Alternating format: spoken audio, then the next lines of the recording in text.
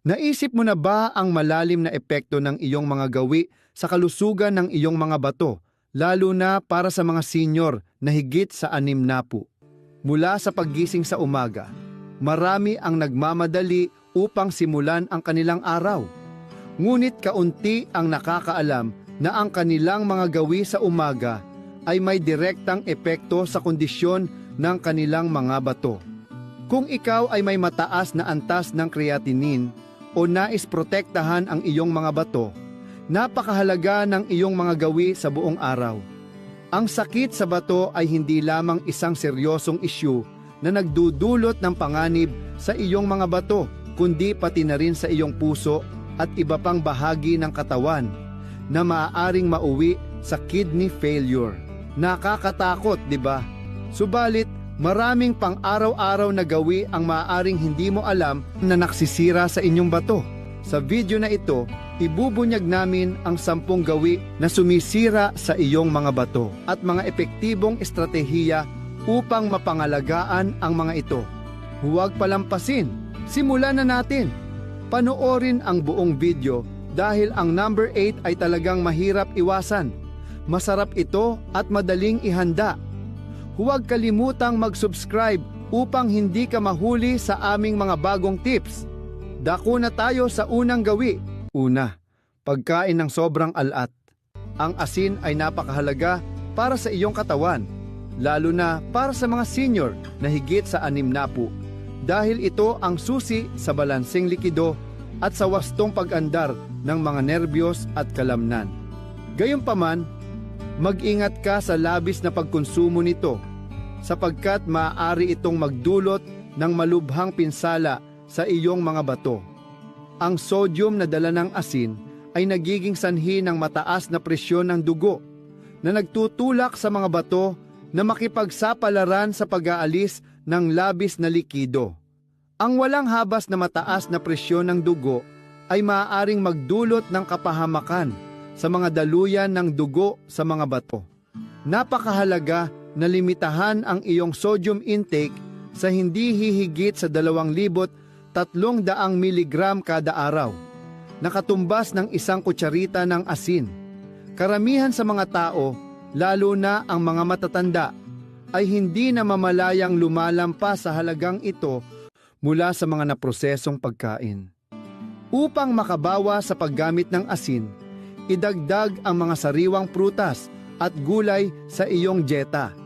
Subukan ding gawing mas masigla ang iyong pagkain sa pamamagitan ng paghanda nito mula sa simula gamit ang mga natural na pampalasa, at laging basahin ang mga label ng nutrisyon ng mga nakabalot na pagkain. Pangalawa, pag-inom ng sobrang painkillers.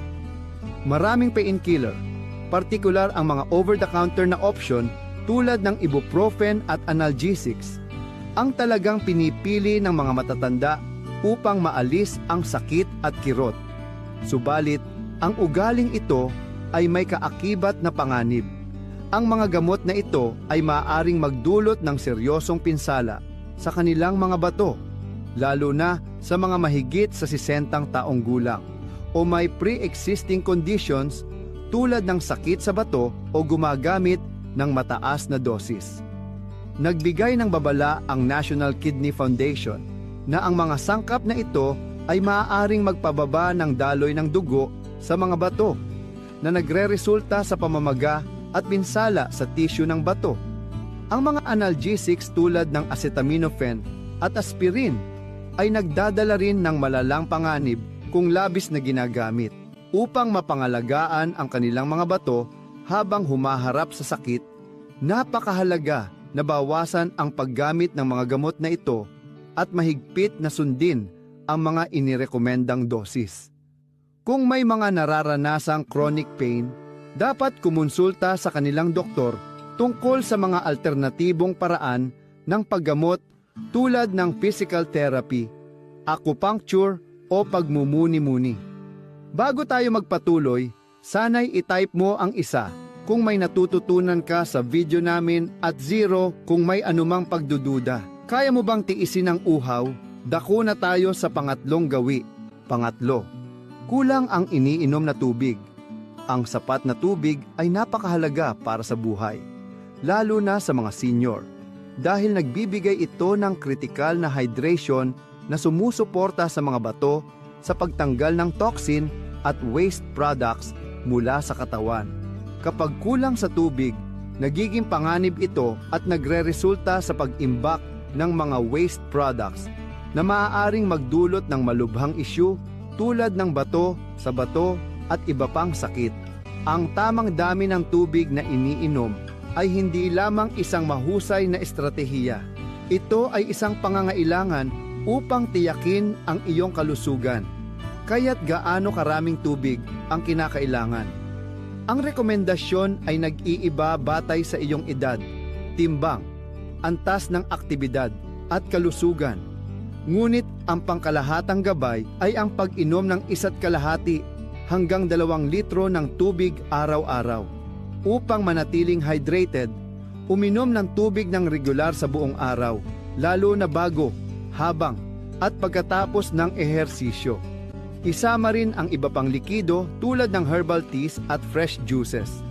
Ngunit iwasan ang caffeine, alcohol, at matatamis na inumin na nagiging sanhi ng dehydration. Pangapat, pagpigil sa paghihi. Ang pagkaantala ng paghihi ay maaaring magdulot ng seryosong panganib sa mga senior na higit sa 60 taong gulang. Naranasan mo na bang pigilin ang iyong ihi habang abala o wala kang makitang banyo? Kung oo, dapat mong malaman na ang pagwawalang bahala sa mga urges na ito ay naglalagay ng iyong mga bato sa panganib, lalo na habang tumatanda ka. Ang pagkaantala ng lahat ng iyon sa iyong pantog ng mas matagal kaysa sa nararapat ay nagiging sanhi ng malubhang isyu sa kalusugan. Ito ay nagiging sapa para sa mga bakterya na nagdudulot ng mga impeksyon sa daanan ng ihi, UTIs, na parehong masakit at nagiging sanhi ng pagsama ng pakiramdam. Kung hindi agad maagamot, ang mga UTIs ay maaaring lumala at magdulot ng permanenteng pinsala sa iyong mga bato. Upang epektibong maiwasan ang UTIs at mapanatili ang kalusugan ng iyong mga bato, mahalaga ang pakikinig sa iyong katawan. Huwag kalimutang maglaan ng oras upang pumunta sa banyo kapag kinakailangan, at huwag hayaang pigilin ang iyong ihi ng higit sa 4 na oras. Tiyakin mong ilabas lahat sa bawat pag-ihi. Kung nag-e-enjoy ka sa video hanggang ngayon, siguraduhing pindutin ang like button, mag-subscribe, at itap ang bell icon upang laging updated sa mga content katulad nito. Panglima, kulang sa tulog. Mahalaga ang sapat na tulog para sa iyong kalusugan, lalo na sa mga bato habang umuusad ang edad. Ang mga bato ay umaandar sa isang circadian rhythm, isang natural na siklo na nag-aayos ng kanilang function. Sa oras ng pagtulog, bawas ang trabaho nila para maglalaan ng mahalagang oras upang magpahinga at mag-recharge. Pagkagising, bumabalik sila sa normal na operasyon na nakakatulong sa mas mahusay na paglilinis ng dugo. Ang kakulangan ng tulog ay labis na nakakaabala sa kanilang rhythm at nagpapahirap sa kanilang function. Ayon sa isang pag-aaral, ang mga matatanda na natutulog ng mas mababa sa 5 oras ay may 65% na mas mataas na panganib sa sakit sa bato. Ang inirerekomendang oras ng tulog para sa matatanda, partikular sa mga may edad na 60 pataas, ay 7 hanggang 9 na oras. Upang mapabuti ang iyong tulog at pangalagaan ang iyong mga bato, sundin ang regular na schedule, iwasan ang caffeine at mabigat na pagkain bago matulog, limitahan ang oras sa screen, at lumikha ng komportabling kapaligiran para sa pagtulog. Panganim, pagkain ng sobrang karne. Ang protina mula sa karne ay hindi lamang mahalaga para sa iyong katawan, lalo na para sa mga nakatatanda, kundi isa rin itong potensyal na panganib kapag labis na natutunaw, dahil maaari itong makasira sa mga bato. Ang protina mula sa mga hayop ay nag-aambag sa pagtaas ng asido sa dugo na nagdudulot ng pinsala at acidosis, isang kondisyon kung saan ang mga bato ay hindi kayang alisin ang labis na asido ng epektibo. Ang pagkawala ng balansing ito ay maaaring humantong sa mga bato at iba pang seryosong isyu sa kalusugan na partikular na delikado para sa mga matatanda. Ayon sa Dietary Reference Intake, ang mga matatanda ay nangangailangan ng 0.8 gramo ng protina bawat kilogramo ng kanilang timbang kada araw. Ngunit ang pangangailangan ay maaaring tumaas, lalo na sa mga dapat ay may mas mataas na proteksyon. Halimbawa, ang isang taong may timbang na 70 kilos ay nangangailangan ng humigit kumulang 56 na gramo ng protina araw-araw. Ngunit ang mga pangangailangan ay nag-iiba batay sa edad, antas ng aktibidad, at pangkalahatang kalusugan.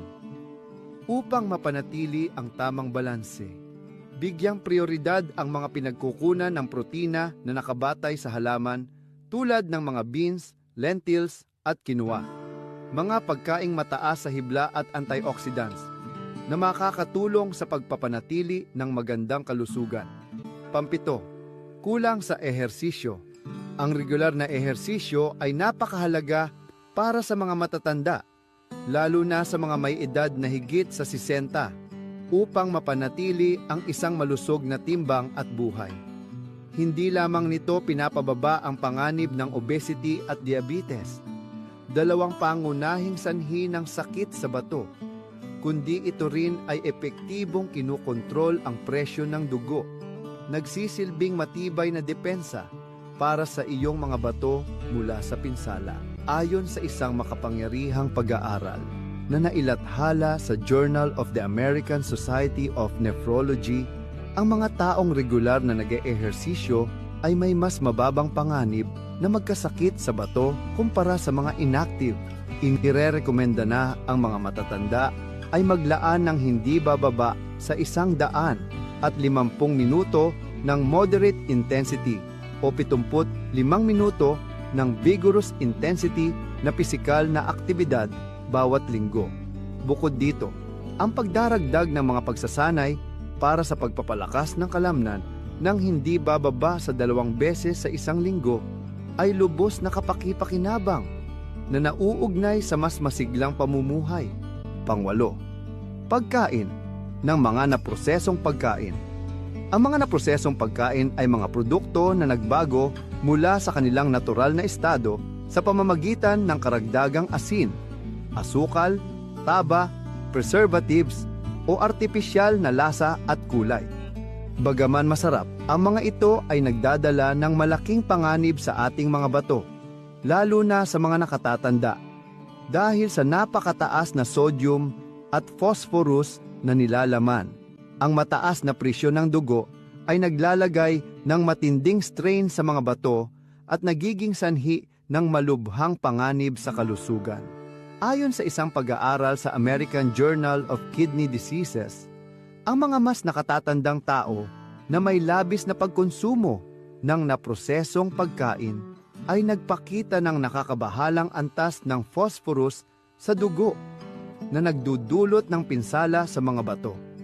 Upang mapanatiling malusog ang ating mga bato, mahalaga ang pagbibigay pansin sa pagkain ng sariwang prutas at gulay.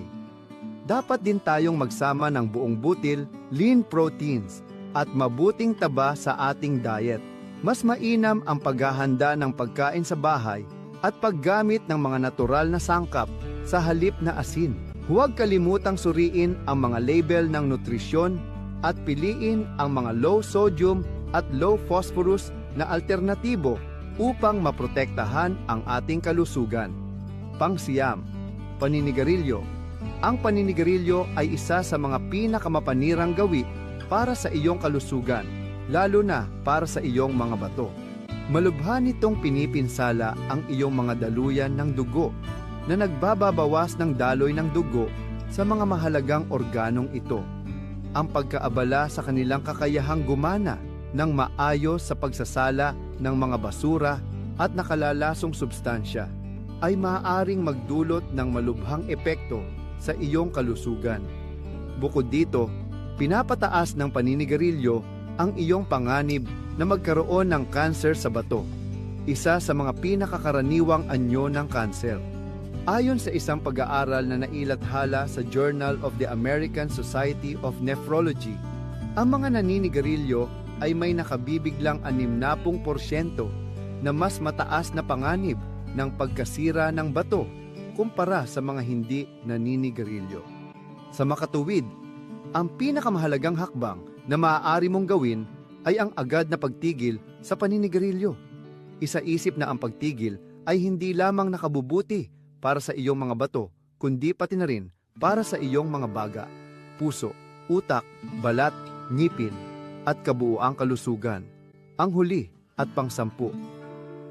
Pag-inom ng alkohol. Ang alak ay isang malakas na diuretiko kaya't pinapadalas nito ang pag-ihi na maaaring magdulot ng mabilis na dehydrasyon. Ito ay puwersahang nagtutulak sa iyong mga bato na mas pagtrabahuhin upang mapanatili ang tamang balanse ng likido sa iyong katawan. Sa kabila nito, mayroon ding masamang epekto ang alak sa atay. Ang atay na gumagawa ng urea na sinasala ng mga bato ay lumilikha ng mas maraming urea kapag sobra ang pag-inom ng alak. Ang labis na paglikha ng urea ay labis na pasanin para sa mga bato na maaaring magresulta sa seryosong pinsala. Upang maprotektahan ang iyong kalusugan, limitahan ang pag-inom ng alak sa isang inumin lamang bawat araw para sa mga kababaihan at 2 inumin para sa mga kalalakihan.